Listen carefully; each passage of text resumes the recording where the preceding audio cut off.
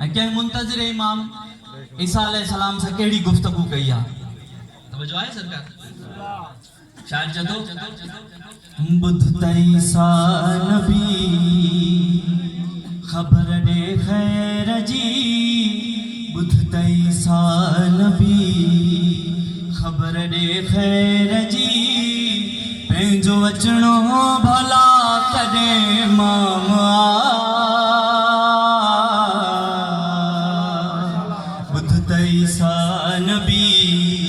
खबर दे खैर जी पंहिंजो अचणो भला कॾहिं मामा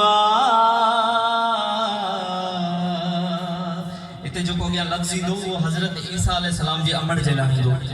बीबी लफ़्ज़ जेको ईंदो मां आहियां मुंतज़िर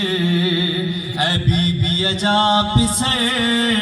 जंहिंजी ग़ैबत में तुंहिंजो क़याम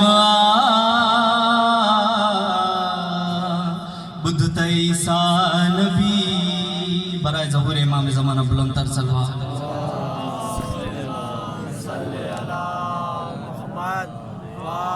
सर उन जी वॾी आहे इहो मौला खे चइजां हीअ दुनिया ॾुखी आहे इहो मौला खे चइजां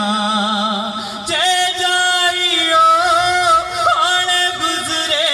नथी तुंहिंजी ज़ियारत बिना करे न दे रूह ऐं ईसा कौसर जो हथां उन जे मूंखे पीअणो ई जाम बुध त ईसा नबी अॻिते ॿुधंदो साईं हुन मुंतज़िर छा चयो आहे ईसा नबी खे सख़्तियूं हिन ॾिठियूं ॾाढियूं हाणे सघन रही ये आहिनि सरकार त आज़ादारनि ते हर दौर में सख़्तियूं रहियूं आहिनि सख़्तियूं हिन ॾिठियूं ॾाढियूं हाणे सघन रही कर मदद हिन आज़ादार जी हाणे मौला हलिया ईसा नबी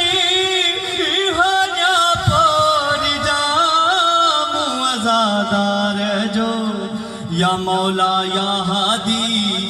या मेहदी रातो डी तुंहिंजो नौकर कंदो तोखे सलाम बुध त ईसा नबी सही सां सभिनी जो इहो ई अक़ीदो आहे ऐं बेशक ईअं ई आहे त जेको शख़्स मारिफत इमाम ज़माना मौला इमाम ज़माना जी हुब रखे हिन दुनिया मां हलियो पियो ऐं जॾहिं मालिक ज़हूर फरमाईंदा त हुनजे क़बर ते अची हुनखे चवंदा त उथी ऐं मुंहिंजे लश्कर में हली शुमार थी शाइर इनखे कहिड़ो अंदाज़ ॾिनो आहे जे मरी मां वञा ईसा अची मूंखे उथारे करे शामिल सिपाहियुनि मुखे मौला सवारे आवाज़ तो ईसा नबी ताहिरा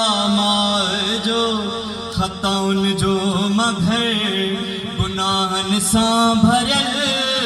पोइ बि चइजां तुंहिंजो अदना ग़ुलाम